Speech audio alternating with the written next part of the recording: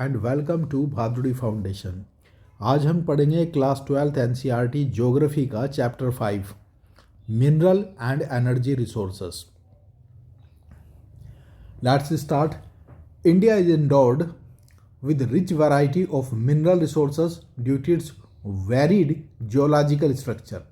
क्योंकि इंडिया का जो जियोलॉजिकल स्ट्रक्चर है बहुत वेरियस टाइप का है, वेरिड है, इसलिए इंडिया इज एंडोर्ड, इंडिया के पास है rich variety of minerals resources. Bulk of the valuable minerals are product of the pre palaeozoic age. ज़्यादातर जो वैल्यूएबल मटेरियल है वो किस टाइम के है? प्री पैलियोजोइक एज के हैं and are mainly associated with the metamorphic and igneous rocks of the peninsular India। और कहाँ से एसोसिएटेड है? पेनिसुलर इंडिया मतलब दक्षिण भारत में मेटामॉर्फिक और इग्नियस रॉक से रिलेटेड है। The vast alluvial plain tract of north India is devoid of minerals of economic use. India का जो उत्तरी मैदान है, एलुवियल प्लेन है, वहाँ पर ज़्यादातर इकोनॉमिक मिनरल्स नहीं है, डिवॉइड है। The minerals resources provide the country with the necessary base for industrial development। और जो मिनरल है वो ऐसे रिसोर्सेज हैं जो किसी देश का इंडस्ट्रियल डेवलपमेंट तैयार करते हैं। In this chapter we shall discuss the availability of various types of minerals and energy resources in the country. तो इस चैप्टर में हम यही पढ़ेंगे कि कितने मिनरल रिसोर्सेज और एनर्जी रिसोर्सेज इंडिया के पास अवेलेबल है। मिनरल की डेफिनेशन देख लेते हैं। Mineral is a natural substance of organic और inorganic origin with a definite chemical and physical property होती है। मिनरल की कोई डेफिनेट केमिकल या फिजिकल प्रॉपर्टी होती है और नेचुरल सब्सटेंस होता है, ऑर्गेनिक भी हो सकता है और इनऑर्गेनिक इन ओरिजिन भी हो सकता है मिनरल। तो types of mineral resources. Mineral resources के क्या टाइप्स होते हैं? On the basis of chemical and physical properties के हिसाब से अगर हम देखें तो मिनरल्स में भी grouped under to main categories, metallic और नॉन मेटेलिक। तो दो कैटेगरी में हम ब्रॉडली बांट सकते हैं, विच में फर्दर भी क्लासिफाइड एज फॉलो। तो ये मिनरल्स है, ये मेटेलिक मिनरल्स हो गए और ये नॉन मेटेलिक मिनरल्स हो गए। दो डिवीज़न हो गया। मेटेलिक मिनरल में फेरस हो गए जिनमें आयरन होता है, नॉन फेरस हो गए जैसे कॉपर बैक्साइट। नॉन मेटेलिक समझे, नॉन मेटेलिक मटेरियल्स में एक फ्यूड मिनरल्स हो गए जैसे कोल और पेट्रोलियम और नेचुरल गैस, और अदर नॉन मेटेलिक में आ गया माइका, लाइमस्टोन और ग्रेफाइट एटसेट्रा। ये क्लासिफिकेशन है मिनरल्स का। अब पढ़ते हैं आगे। तो metallic minerals are the source of metals, iron और copper, gold produce metal and are included in this category. Metallic minerals are further divided into ferrous and non ferrous metallic minerals. तो metallic minerals को और ज़्यादा हमने categorise कर दिया ferrous में और नॉन फेरस में। फेरस मीन्स आयरन होता है, तो जिसमें आयरन है वो फेरस मिनरल हो गया। तो ferrous as you know refer to iron. All those minerals which have iron content are ferrous such as iron ore itself, and those which do not have iron content are non ferrous such as copper and bauxite etcetera. इनमें iron नहीं होता। तो non metallic minerals are either organic हो सकते हैं in origin such as fossil fuels also known as mineral fuels which are derived from the buried animals. जो कहाँ से निकाले जाते हैं? डिराइव्ड होते हैं मरे हुए जानवरों, दबे हुए प्लांट्स में से जो पृथ्वी के नीचे कई सालों पहले दब गए थे।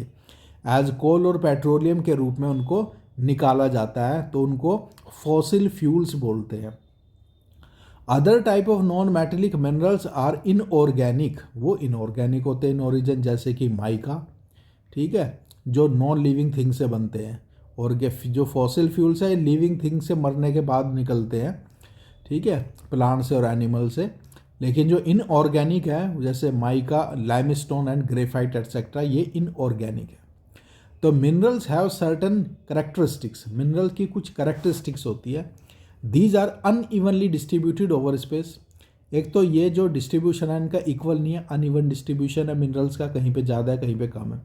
There is a inverse relationship in quality and quantity of minerals. Inverse relationship है, उल्टा, जहाँ पे क्वांटिटी होगी वहाँ पे क्वालिटी नहीं होगी, जहाँ पे क्वालिटी का मिनरल होगा वहाँ कम होगा। तो good quality minerals are less in quantity as compare to low quality minerals. The third main characteristics is that all minerals are exhaustible over time. जो तीसरी मेन करेक्टर है, 3 करेक्टर पढ़े हैं, 3 करेक्टरिस्टिक्स मिनरल्स की हमने। अनइवन डिस्ट्रीब्यूशन है और inverse relationship है क्वालिटी और क्वांटिटी में, और तीसरा है कि ये एग्जॉस्टिबल है ओवर टाइम, कि समय के साथ साथ सारे मिनरल्स ख़त्म हो जाएंगे, मतलब इनका सस्टेनेबल यूज़ करना पड़ेगा, ध्यान रख के। Distribution of minerals in India, तो मिनरल्स का जो डिस्ट्रीब्यूशन है इंडिया में वो कैसा है। Most of the metallic minerals in India occur in the peninsular plateau, तो ज़्यादातर जो मेटेलिक मिनरल्स है वो सारे दक्षिण भारत में पेनिनसुलर प्लेट्यू में पाए जाते हैं। Region of the old crystalline rock, तो साउथ इंडिया की जो पेनिनसुलर रीजन है वहाँ की जो रॉक है उसका नाम क्रिस्टलाइन है, क्रिस्टलाइन रॉक बोलते हैं उनको। और 97% of the coal reserves occur in this valley of Damodar, 97% जो कोयला है वो कोयले के रिजर्व वहीं पे पाए जाते हैं दामोदर में। Son, Mahanadi and Godavari petroleum reserves are located in the sedimentary basin of Assam, Assam में सेडिमेंट्री बेसिन है वहाँ पे भी पेट्रोलियम पाया जाता है। Gujarat and Mumbai high offshore regions in the Arabian sea, तो जितने भी ये ऑर्गेनिक या फ्यूल मिनरल्स हैं ये सारे सेडिमेंट्री रॉक्स में और क्रिस्टलाइन रॉक में साउथ इंडिया में, और ये जो नाम बताया गया है असम, गुजरात और मुंबई हाई में पाए जाते हैं। Offshore region in the Arabian sea, Arabian sea का जो ऑफशोर रीजन है वहाँ पे भी पाए जाते हैं। Minerals are generally concentrated in 3 broad belts in India, तो 3 बेल्ट है जहाँ पे मिनरल्स पाए जाते हैं। देर में भी सम स्पॉर्डिक अकरेंस, और इधर उधर, स्पॉर्डिक माने इधर उधर भी अकरेंस हो सकते हैं मिनरल्स की। There is isolated pockets these belts, अब वो 3 बेल्ट कौन सी है वो हम पढ़ेंगे।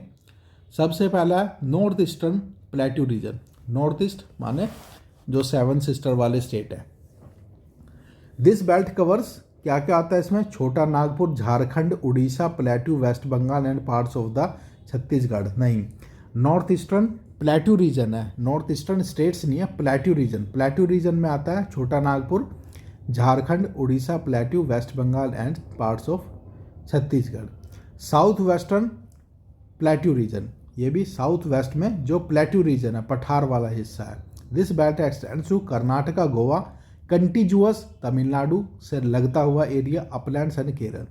This belt is rich in ferrous metals, तो यहाँ पे जो मेटल मिलता है वो फेरस आयरन वाले मिलते हैं ज़्यादा कर्नाटका तमिलनाडु में, एंड बॉक्साइट मिलते हैं। It also contains high grade iron, यहाँ पे बहुत अच्छी क्वालिटी का आयरन और मिलता है, मैग्नीज मिलता है, लाइमस्टोन मिलता है। This belt lacks in coal deposits except Neyveli lignite, यहाँ पे कोल डिपॉजिट्स कम मिलता है एक्सेप्ट नवेली लिग्नाइट का कोयला मिलता है।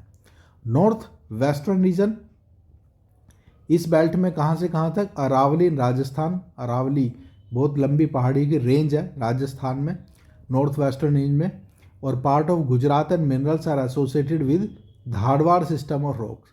Copper, zinc have been major minerals, यहाँ पे कॉपर और जिंक मेजर मिनरल पाए जाते हैं नॉर्थ वेस्टर्न रीजन में। Rajasthan is rich in building stones, Rajasthan में sandstone, granite, marble, gypsum, fuller's earth deposits are also extensive, बहुत मात्रा में। Dolomite and limestone provides raw materials in the cement industry, cement industry में raw material क्या होता है, dolomite और लाइमस्टोन, मतलब सीमेंट बनाने के लिए जो कच्चा माल है वो है डोलोमाइट और limestone. Gujarat is known for its petroleum deposit, Gujarat petroleum deposit के लिए जाना जाता है। You may be नोविंग that Gujarat and Rajasthan both have rich source of salt, और गुजरात और राजस्थान में बहुत अच्छा, बहुत ज़्यादा साल्ट पाया जाता है। Himalaya belt is another mineral belt, Himalaya belt में जो स्पॉर्डिक अकरेंस बताई थी वो अब Himalaya belt another mineral belt है which copper, lead, zinc, cobalt and tungsten are occur, वहाँ पे ये मिनरल्स पाए जाते हैं। Assam valley has minerals of oil deposits, Assam में ऑयल डिपॉजिट्स के मिनरल पाए जाते हैं। Besides oil resources also found in offshore areas near Mumbai coast, Mumbai high में। फेरस मिनरल, अब हम फेरस मिनरल्स की बात करेंगे, आयरन कंटेंट वाला mineral ferrous mineral. Ferrous mineral such as iron और manganese, chromite etc. provides a strong base for the development of metallurgical industries. Our country is well placed in respect of ferrous minerals both in reserves and production. हमारी जो country है वो well placed है ferrous minerals के production में भी और reserve में भी। रिजर्व भी हमारे पास काफ़ी है और हम उसको प्रोडक्शन भी अच्छा कर लेते हैं। Iron ore, India is endowed with fairly abundant resource of iron ore. It has the largest reserve of iron ore in Asia. The two main types of ore found in our country are hematite and magnetite. It has great demand in the international market due to the superior quality. Superior quality के लिए iron ore की बहुत ही demand है international market में।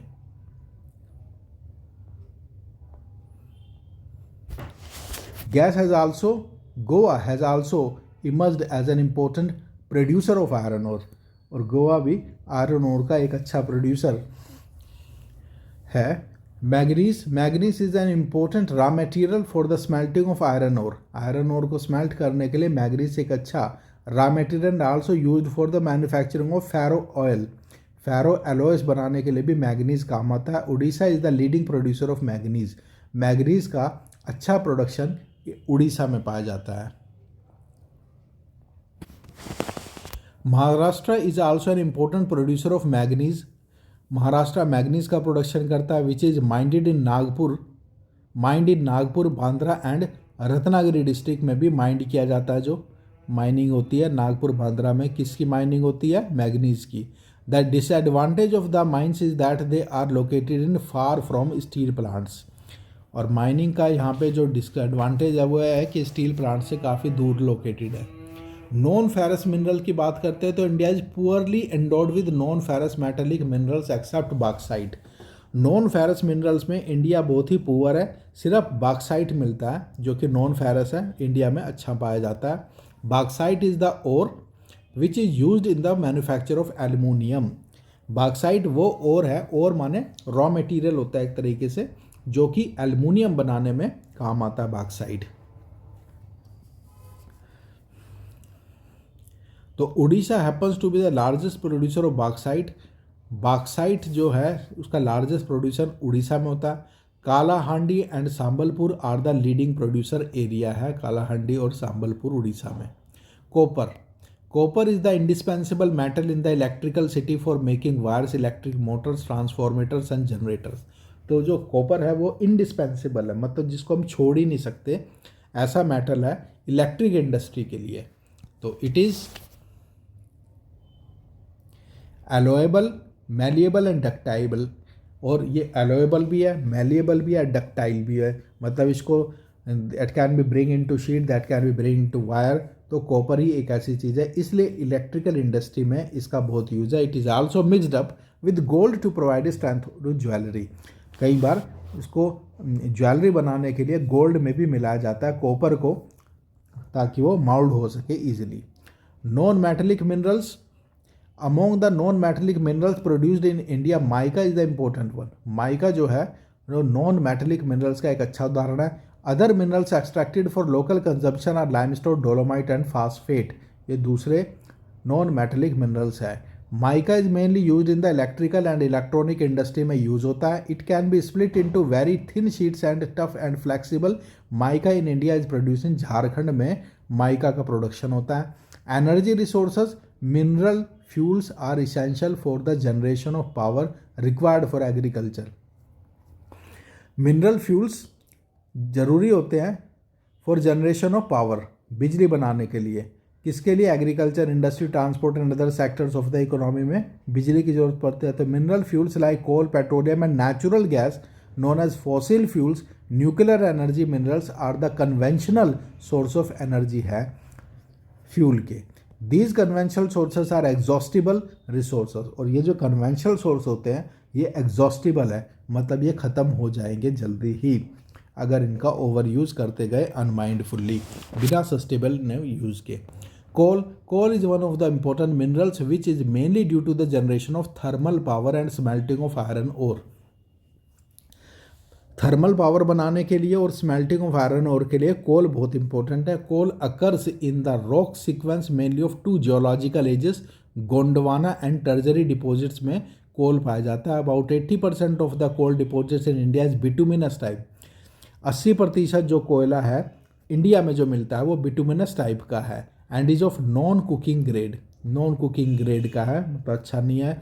The most important Gondwana coal fields of India are located in Damodar valley, और जो coal field है वो दामोदर वैली में है। Jharia is the largest coal field followed by Raniganj, सबसे ज़्यादा झरिया में मिलता है कोयला, फिर रानीगंज में मिलता है। Tertiary coals occur in Assam, Arunachal Pradesh, Meghalaya and Nagaland में भी कोयला मिलता है। Petroleum, crude petroleum consist of hydrocarbons of liquid and gaseous states varying in chemical composition, colour, specific gravity. तो क्रूड पेट्रोलियम भी होता है जो मिला जुला होता है, जिसमें कि लिक्विड गैस सब कुछ होती है, उसको फिर अलग अलग किया जाता है, composition, colour, specific gravity. It is an essential source of energy for all internal combustion engine in the automobile, railway and aircraft में सबसे इम्पोर्टेंट फ्यूल जो है यही होता है पेट्रोलियम, जो कंबूशन इंजन में यूज़ होता है। Its numerous by products are, और जो इसके बाय प्रोडक्ट है, मतलब जब हम पेट्रोलियम का प्रोड्यूस करते हैं और वेस्ट मटेरियल जो निकलता है उसको बाय प्रोडक्ट बोलते हैं। Processed in the petrochemical industry में वो फिर उसको प्रोसेस किया जाता है, सच है उसका फर्टिलाइज़र बनाते हैं, सिंथेटिक रबड़ बनाते हैं, सिंथेटिक फाइबर बनाते हैं, मेडिसिन बनाते हैं, वैसलीन बनाते हैं, lubricant, wax, soap and cosmetics का सामान बनता है उसके बाय प्रोडक्ट से। किसको? पेट्रोलियम को जब बनाते हैं तो उसके वेस्ट प्रोडक्ट से ये सामान बनता है। Petroleum is referred to as a liquid gold, petroleum को लिक्विड गोल्ड भी बोलते हैं, सोना, तैरता हुआ सोना, लिक्विड सोना भी बोलते हैं पेट्रोलियम को, क्योंकि बहुत महंगा होता है, सोना भी महंगा, पेट्रोलियम भी महंगा। Because of the scarcity and diverse use, क्योंकि स्कैर भी है सोने की तरह और इसका डाइवर्स यूज भी है पेट्रोलियम का। तो crude petroleum occurs in the sedimentary rocks of the टर्जरी period का, जो सेडिमेंट्री टाइप की रॉक है उसमें से क्रूड पेट्रोलियम निकलता है। Oil exploration and production was systematically taken up after the oil and natural gas commission was set up in 1956 में तेल निकालने के लिए कंपनी बनी थी। Till then Digboi in Assam was the only producing region, but the scenario change after 1950। सबसे पहले जो तेल का प्रोडक्शन होता था पेट्रोल का वो डिगबोई में होता था, असम में। In recent years new oil deposits have been found in the extreme western and eastern parts of the country. अब वेस्टर्न और ईस्टर्न पार्ट में भी और तेल निकालने के खजाने मिल गए हैं। Oil extracted from the well is crude oil, जब हम कुएं में से तेल निकालते, ऑयल के कुएं में तेल निकालते तो क्रूड ऑयल होता है एंड कंटेन मैनी इम्प्योरिटीज़, और उसमें बहुत सारी अशुद्धिकरण होती है, इम्प्योरिटीज़ होती है। It can not be use directly, इसको यूज नहीं किया जाता, it needs to be refined, तो उसको रिफाइन करते हैं जिसके लिए रिफाइनरी लगती है। There are two types of refineries India, field based refinery और market based refinery. Digboi is an example of field based and Barauni is an example of market based refinery. ये क्वेश्चन आ सकता है कि जो डिगबोई है वो फील्ड बेस्ड रिफाइनरी है और जो बरूनी है वो मार्केट बेस्ड रिफाइनरी है। Natural gas is found with petroleum deposits and is released when crude oil is brought to, natural gas कब निकलती है? जब क्रूड ऑयल से हम पेट्रोलियम निकालते हैं। Is brought to the surface, it can be used as a domestic and industrial fuel के रूप में नेचुरल गैस को यूज़ किया जा सकता है। India's major gas reserves are found in the Mumbai high, India के जो गैस रिजर्व ज़्यादातर मुंबई हाई में and allied fields along with the west coast which are supplemented by the finds in the Cambay basin में भी पाए गए। Non conventional energy sources, अब हमने कन्वेंशनल एनर्जी सोर्सेज तो देख लिए, पेट्रोलियम देख लिया, कोयला देख लिया, अब हम नॉन कन्वेंशनल एनर्जी सोर्सेज देखेंगे। तो फॉसिल फ्यूल्स सोर्सेज जैसे कि coal, petroleum, natural gas and nuclear energy use exhaustible raw materials हैं, ये तो एग्जॉस्टिबल है न्यूक्लियर एनर्जी भी। और sustainable energy resources are only the renewable energy resources होते हैं, जैसे कि सोलर है, विंड है, हाइड्रोथर्मल, जियोथर्मल और बायोमास है। ये हैं जो है नॉन कन्वेंशनल एनर्जी सोर्सेज है जो सस्टेनेबल रहेंगे। These energy sources are more equitable distributed, और इनका जो डिस्ट्रीब्यूशन है वो भी इक्वल है, ठीक है। हवा हर जगह, सूरज की रोशनी हर जगह है, हाइड्रो जियोथर्मल हर जगह है, बायोमास हर जगह, इन्वायरमेंट फ्रेंडली भी है। The non conventional energy sources will provide more sustain, eco friendly, cheaper energy after the initial cost is taken care of. अगर जो इनिशियल कॉस्ट लगा दी जाए, शुरुआत में विंड वाले पंखे लगा दिए जाए तो विंड एनर्जी प्रोड्यूस कर सकते हैं। चीप होगी, इको फ्रेंडली होगी, ठीक है, चीप भी होगी, मोर सस्टेनेबल होगी, ठीक है। तो nuclear energy resources important minerals used for the generation of nuclear energy are uranium. Nuclear energy बनाने के लिए क्या जरूरत पड़ती है? यूरेनियम की जरूरत पड़ती है एंड थोरियम की जरूरत पड़ती है। यूरेनियम डिपॉजिट्स अकर इन धारवाड़ रॉक में यूरेनियम डिपॉजिट पाया जाता है, लेकिन वो भी एग्जॉस्टेबल है, खत्म हो सकते हैं। Thorium is mainly obtained from the monazite and ilmenite in the beach sand along the coast of Kerala and Tamil Nadu के कोस्ट एरिया में थोरियम पाई जाता है। World's richest monazite deposits occur in Palakkad and Kollam district of Kerala. सबसे ज़्यादा जो मोनोजाइट पाया जाता है, रिचेस्ट मोनोजाइट डिपॉजिट्स पल्लाकाड में और कोल्लम में है, केरल डिस्ट्रिक्ट में। Atomic energy commission was established in 1948 में एटॉमिक एनर्जी कमीशन का इस्टेब्लिशमेंट हुआ था। Progress could be made only after the establishment of the atomic energy institute Trombay. 1954 में एटॉमिक एनर्जी इंस्टीट्यूट सेटअप हुआ था, जब एटॉमिक एनर्जी में थोड़ा प्रोग्रेस हुई थी, विच वाज रीनेम्ड एज, जिसका नाम 1967 में भाभा एटॉमिक रिसर्च सेंटर रखा गया था। इसका नाम एटॉमिक एनर्जी इंस्टीट्यूट का नाम, जो कि ट्रॉम्बे में 1954 में बना था, उसका नाम 1967 में भाभा एटॉमिक रिसर्च सेंटर रखा गया था। इंपॉर्टेंट न्यूक्लियर पावर प्रोजेक्ट्स में तारापुर है, जो कि महाराष्ट्र में है, ये मैप में आएगा। तारापुर कहाँ है? महाराष्ट्र में है। रावत भाटा नियर कोटा राजस्थान में है। कलपक्कम कहाँ है? तमिलनाडु में है। और नरोडा कहाँ है? उत्तर प्रदेश में है। कैगा कर्नाटका में है, कैगा प्लांट। और काकड़पाड़ा प्लांट कहाँ पे है? गुजरात में है। तो ये मैप में जरूर आएगा, इंडिया का मैप करना है इसमें practice. Solar energy, solar energy sun rays tapped in photovoltaic cells can be converted into energy. तो सोलर एनर्जी कैसे बनाते हैं? जो सन रेज है उसको टैप किया जाता है फोटोवोल्टिक सेल्स में और converted into energy, known as solar energy बोलते हैं। उसकी डेफिनेशन होगी सोलर एनर्जी की। The two effective process considered to be very effective to tap solar energy are photovoltaic and solar thermal technology. तो दो important component है, photovoltaic और solar thermal technology. Solar thermal technology has some relative advantage over all other non-renewable energy sources. It is cost competitive, सस्ती पड़ती है, environment friendly है, easy to construct है। Solar energy is 7% more effective than coal or oil based plants. Solar energy 7% ज़्यादा effective है and 10% more effective than nuclear energy से भी solar energy 10% ज़्यादा इफेक्टिव है।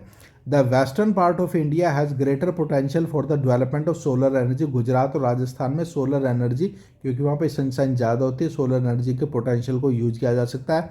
Wind energy the absolutely pollution free in exhaustible source of energy है, pollution free होती है और कभी ना ख़त्म होने वाली एनर्जी रिसोर्सेज होती है wind energy. The kinetic energy of wind through turbines is converted into electrical energy में कन्वर्ट हो जाती है। The permanent wind system such as trade winds, westerlies and seasonal wind like monsoon have been used as a source of energy के रूप में wind energy में इनको tap किया जाता है, यूज़ किया जाता है। Tidal and wave energy, ocean currents are the storehouse of infinite energy. Ocean currents को भी इन्फिनाइट एनर्जी के लिए यूज़ किया जा सकता है, टाइडल एंड वेव एनर्जी बनाने के लिए। Large tidal waves are known to occur along the west coast of India. तो टाइडल वेव्स आती है वेस्ट कोस्ट पे इंडिया के, hence India has great potential the development of tidal energy. तो India के पास काफ़ी पोटेंशियल है टाइडल एनर्जी को यूज़ करने के along with the coast, but so far these have not yet been utilize. लेकिन अभी तक हमने टाइडल एनर्जी को यूटिलाइज नहीं किया है। जियोथर्मल एनर्जी क्या होती है? When the magma from the interior of earth, जब पृथ्वी के अंदर से मैग्मा पिघल के बाहर निकलता है, comes out of the surface, tremendous heat is release, बहुत सारी गर्मी हीट जनरेट होते हैं। This heat can be successfully tapped converted to electric energy. और इस हीट को यूज़ करके टैप करके हम इलेक्ट्रिकल एनर्जी में कन्वर्ट कर सकते हैं। The hot water that gushes out through the geyser wells is also use in the generation of thermal energy.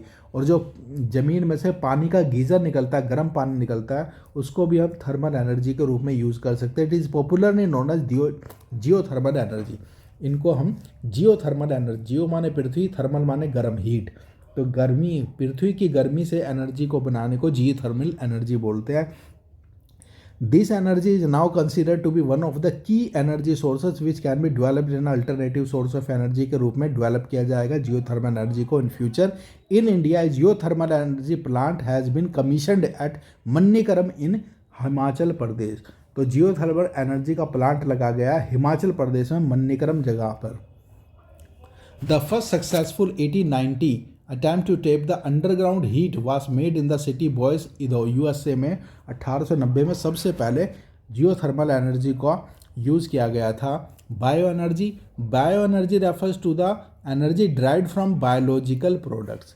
तो बायोलॉजिकल प्रोडक्ट्स से जब हम एनर्जी निकालते हैं तो उसे बायो एनर्जी बोलते हैं। Which includes agriculture residues, municipal, industrial other waste. कहाँ से निकलती है? जो एग्रीकल्चर रेसिड्यू वेस्ट बचता है, म्यूनिसिपल वेस्ट बचता है, उसमें से हम बायो एनर्जी निकालते हैं। Bio energy is potential source of energy conversion. It can be converted into electrical energy में कन्वर्ट कर सकते हैं बायो एनर्जी को, हीट एनर्जी में, और gas for cooking. It will also process the waste and garbage and produce energy. This will improve economic life of rural areas in developing countries, reduce environmental pollution को कम करेगा bio energy, enhance self reliance and reduce pressure on fuel wood। और लकड़ी पर जो pressure है fuel बनने का वो भी कम हो गया। Conservation of mineral resources. अब मिनरल रिसोर्सेज को, क्योंकि ये एग्जॉस्टिबल है, इसलिए उनको कंजर्व करने की भी ज़रूरत है। जैसे पानी को कंजर्व करने की ज़रूरत है, वाटर को, ऐसे ही मिनरल रिसोर्सेज को भी कंजर्वेशन की ज़रूरत है। The challenge of sustainable development. अब हमें डेवलपमेंट करना है लेकिन सस्टेन करना है, सस्टेनेबल हो, मतलब फ्यूचर जनरेशन तक जाए। Requires integration of quest for economic development, मतलब इंटीग्रेट करना है इकोनॉमिक डेवलपमेंट की जो खोज है उसके पीछे जा रहे हैं वो भी, एंड एनवायरमेंट कंसर्न, दोनों को इंटीग्रेट करना है। Sustainable development calls for the protection of resources for the future generation. Sustainable resources call क्या करता है कि रिसोर्सेज को प्रोटेक्ट किया जाए फ्यूचर जनरेशन के लिए भी। The alternative energy sources like solar power, wind, wave, geothermal energy are inexhaustible resources. तो जो अल्टरनेटिव एनर्जी है हमारे, जैसे कि सोलर पावर है, विंड है, जियोथर्मल एनर्जी है, ये इनएग्जॉस्टिबल है, इनको ज़्यादा से ज़्यादा यूज़ किया जाए। Use of substitutes for scarce metals may also reduce the consumption. Export of strategic and scarce minerals must be reduced. और एक्सपोर्ट नहीं करना चाहिए हमें, जो स्ट्रैटेजिक मिनरल्स होते हैं उनको एक्सपोर्ट नहीं करना चाहिए, अपने देश के लिए रखना चाहिए। So that the existing reserves may be used for the longer period, ताकि ये जो रिजर्व्स हैं हमारे लंबे समय तक काम आए। तो डाउनलोड आ रहा है बहादुरी फाउंडेशन, वहाँ पे क्लास 6 से 12 तक की सारी NCERT पढ़ाई गई है। और you can also subscribe our YouTube channel to get latest update. Thank you.